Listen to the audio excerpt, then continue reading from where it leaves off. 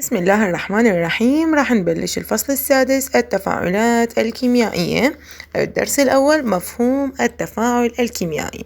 راح نجي نتعرف عليه ونعرف شنو معنى التفاعل. ستكون في نهاية هذا الدرس عزيزي الطالب قادر على أن تفسر التفاعل الكيميائي وتبين شروط التفاعل الكيميائي، شنو الشروط الممكن تسويها، وتصنف الأنواع المختلفة من التفاعلات الكيميائية.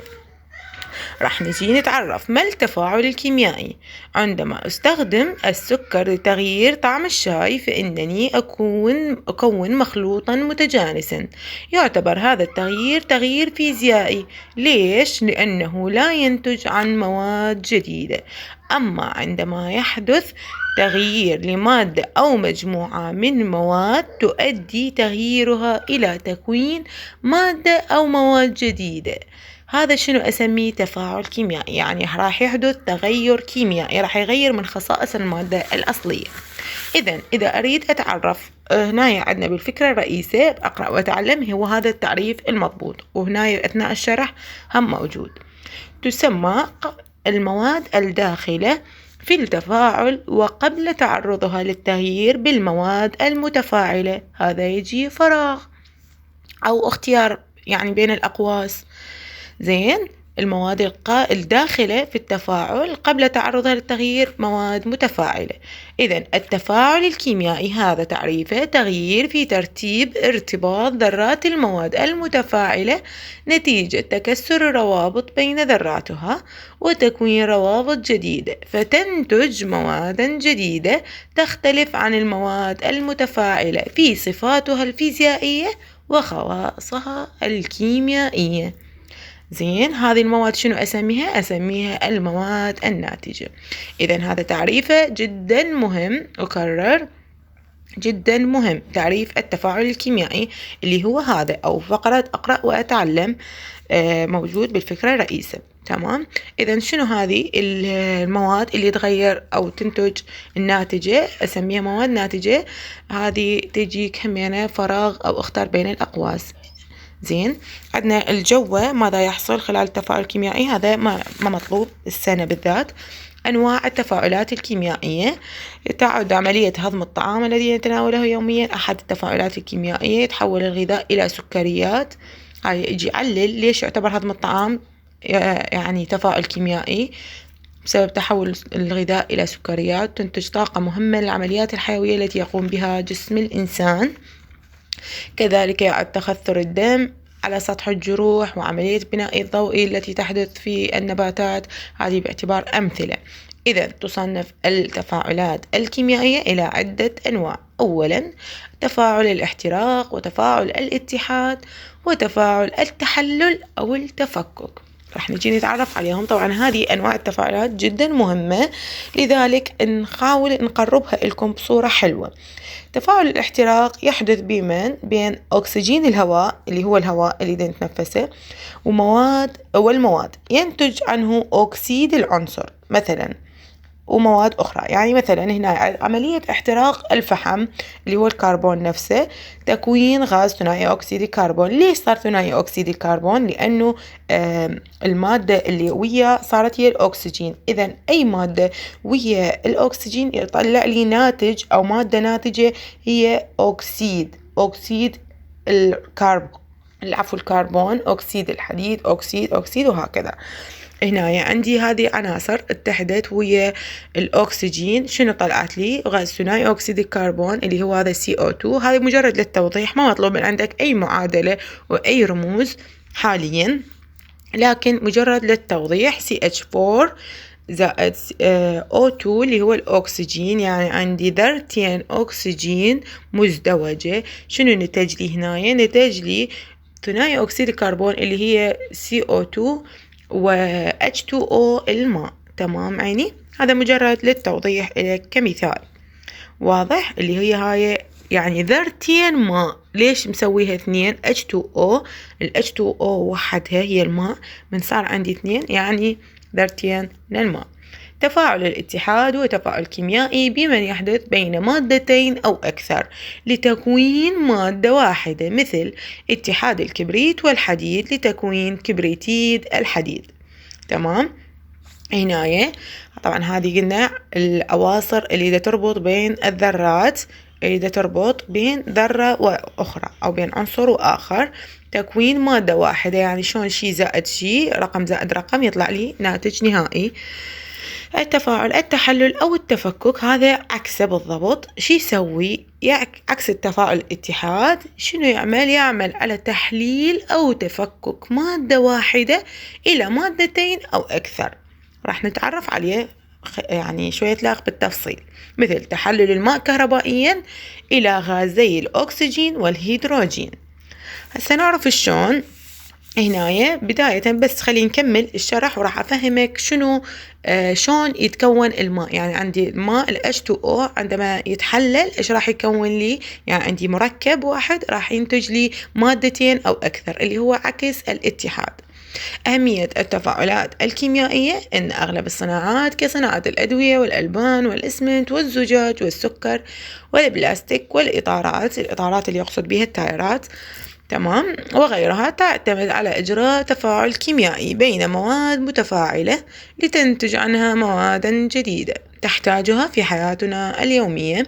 فعند معرفتنا للمواد المتفاعلة التي تشترك في هذه الصناعات والمواد التي تنتج عنها وكذلك العوامل التي تساعد على حدوثها، سنتمكن من تحسين صناعة المنتوج وتسريع طريقة إنتاجه والمساهمة في زيادة كمية الإنتاج. هذه الأهمية يعني تذكر شنو أهمية التفاعلات، تقول بصناعة الأدوية والإسمنت والزجاج وهكذا، وشون يساعدنا. هذا تذكر تحسين صناعة المنتوج وتسريع الطريقة والمساهمة، يعني مجرد هذا يكون فهم إليك.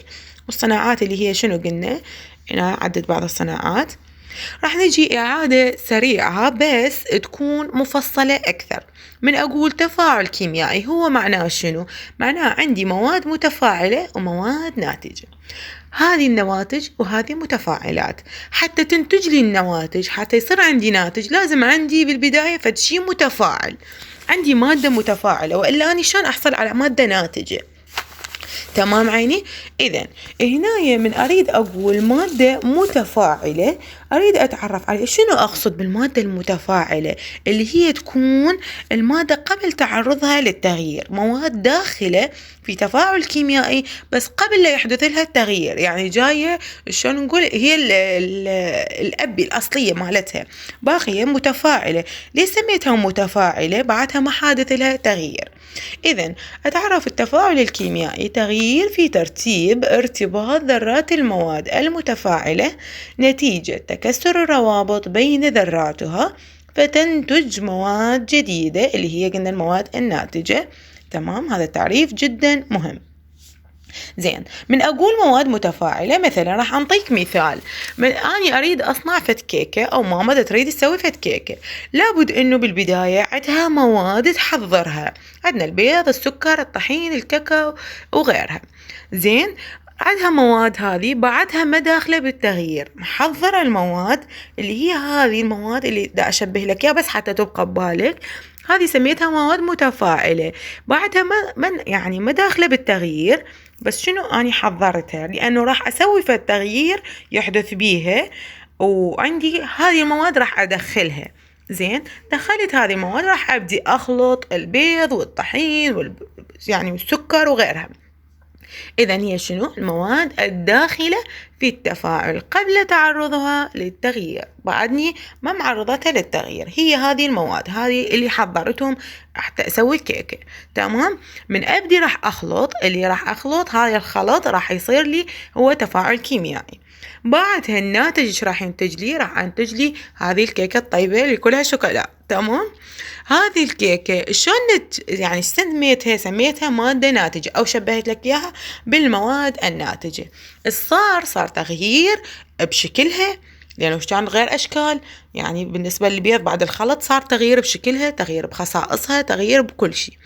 إذن هي المواد التي تنتج عن إعادة ترتيب ذرات المواد المتفاعلة بعد تعرضها للتفاعل الكيميائي، والتي تكون مختلفة في صفاتها عن المواد الأصلية.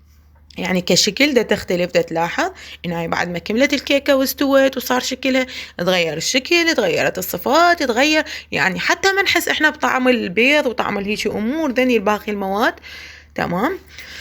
زين، هذه أهم شيء توقع بالك حتى تميز شنو مواد متفاعلة وشنو مواد ناتجة. أعطي أمثلة للتفاعلات الكيميائية، طبعا هذا مهم، يعني يكون وزاري جاي أكثر من مرة.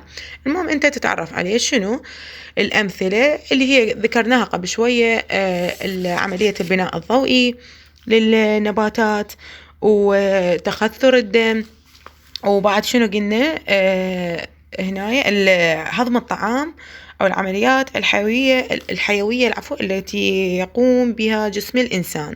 تمام.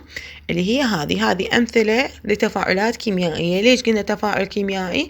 لأنه هذا يحدث إلى تغير كيميائي، يغير من خصائص الشيء بما هو. يعني من أهضم الطعام، أنا عندي فد لفة أو فد تفاحة، أكيد من هذا الهضم راح يحول لي هذا تحويلات، ما راح تبقى نفس ما هي التفاحة أو الأكل معين. وكذلك تخثر الدم وعملية البناء الضوئي. عدد أنواع التفاعلات الكيميائية، قلت لكم كلش مهم، وهذا دائما يجي وزاري. طبعا من تذكره تعرف وتذكر مثال وياه. زين، أهم شيء تميز بيناتهم. راح نسوي فد مخطط بسيط حلو حتى بعدين نكتبه بدفاترنا إن شاء الله. تفاعل الاحتراق، وتفاعل الاتحاد، وتفاعل التحلل أو التفكك. من اسمه تحلل، يعني دا يحلل المادة الأصلية، يفككها ويرجعها لأصلها شون كانت. تمام. تفاعل الاحتراق اللي هو قلنا شنو من اسمه احتراق، يعني ويا شنو من اللي يساعد على الاحتراق؟ هو الهواء اللي دا يساعد على عملية الاحتراق. إذن الهواء هو شنو؟ هو أكسجين. تمام. لهناية عرفت إنه أي مادة تتفاعل مع الأكسجين، هذا تفاعل كيميائي. أي مادة تنتج لي أكسيد العنصر، أي عنصر كان. زين، هنا يقول وضح تفاعل الاحتراق اللي هو هذا. عندنا هنا احتراق الخشب مثلا، تفاعل كيميائي بين أكسجين الهواء الجوي والمواد، ينتج عنه أكسيد العنصر، أي عنصر كان، ومواد أخرى مثل احتراق الفحم أو اللي هو الكربون. هذا الفحم اللي دائما يعني نستخدمه أغلب الأحيان بالشوي وشايفيه أكيد كليتنا. ايش ينتج لي هذا الاحتراق؟ نلاحظ احنا هذا الدخان اللي يطلع، هذا شنو هو الدخان؟ هو هذا ثنائي أكسيد الكربون اللي يكون اللي نتج أثناء هذا الاحتراق. تمام عيني؟ هذه قلت لك المعادلة موجودة، مجرد توضيحية، لكن هي ما مطلوبة من عندك وزاريا، بس المعادلة، لكن التعريف والمثال مطلوب. بعد ما يحدث لي هذا الاحتراق نلاحظ وجود تكون أكسيد العنصر. أي عنصر عندي كان هنا؟ عندي عنصر الكربون، إذا صار عندي أكسيد الكربون، ثنائي أكسيد الكربون. ليش قلت أكسيد؟ لأنه أكو أكسجين. تمام. لأنه أكو أكسجين صار عندي الناتج أو المواد الناتجة نتجت لي غاز ثنائي أكسيد الكربون. أتمنى يا رب يكون واضح عليكم وشوية، يعني دا أقرب لكم الصورة، وما أريد بس حفظ مثل الكتاب، أريد فهم للمادة حتى تسهل لك الحفظ. تمام عيني؟ إذن هنا قلت لك أي عملية احتراق لازم وجود، كأنه نقول الشرط وجود الأكسجين. ليش؟ أو الهواء، لأنه هو يساعد على عملية الاحتراق، وأكيد أي مادة أخرى، بس إحنا هنا أخذنا مثال احتراق الفحم، الفحم اللي هو الكربون. ما المقصود بتفاعل الاتحاد؟ حتى أعرف شنو الاتحاد، طبعا هذا التفاعل يكون شلون نقول سهل أو سلس، أو هو التفاعل الطبيعي اللي يحدث، اللي هو شنو؟ اتحاد مادة وأخرى. هنا عندي خليط من مسحوق الكبريت وبرادة الحديد. شوف السهم وين يعني متجه. الناتج شنو؟ يعد التسخين نحصل على كبريت الحديد أو كبريتيت الحديد. وتفاعل كيميائي بين مادتين أو أكثر لتكوين مادة واحدة، مثل اتحاد الكبريت والحديد. شو يكون لي؟ شنو يعطيني ناتج؟ كبريتيت الحديد. تخيلها مثل أي عملية رياضية، رقم زائد رقم أو 3 أرقام وعملية جمع ويكون عندي ناتج معين. تفاعل التحلل أو التفكك هذا راح يحلل لي المادة ويفكك لي إياها، هو عكس الاتحاد، يعني مو راح يجمع لي مادتين، لا هذا بالعكس راح ياخذ كأنه الناتج أو المركب اللي موجود يفككه ويرجع الأصله أو المادة الأصلية. تفكك مادة واحدة أو إلى مادتين أو أكثر، مثل عندي تحلل الماء كهربائيا، شنو ينتج لي الماء؟ هو أصلا من شنو جاي من الأكسجين والهيدروجين.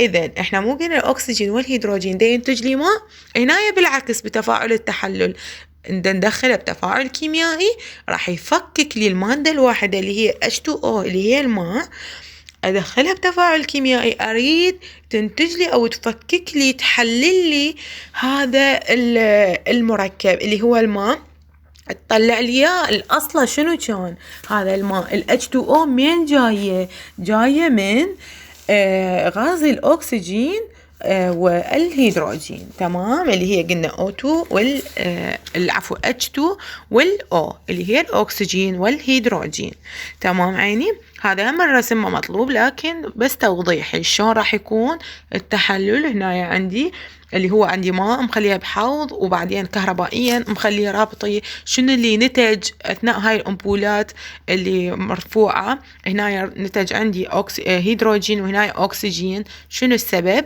لأنه تحلل أو دخل إلى تفاعل كيميائي، التحلل أو تفكك. أهمية التفاعلات، هذه الأهمية اللي ذكرناها قبل شوية. أغلب الصناعات في حياة الإنسان، قلنا صناعة الأدوية لا تنساها، الألبان والأجبان وغيرها، الإسمنت، الزجاج، السكر، الإطارات، البلاستيك، وأيضا عملية الهضم التي تبدأ في المعدة تعتبر تفاعل كيميائي.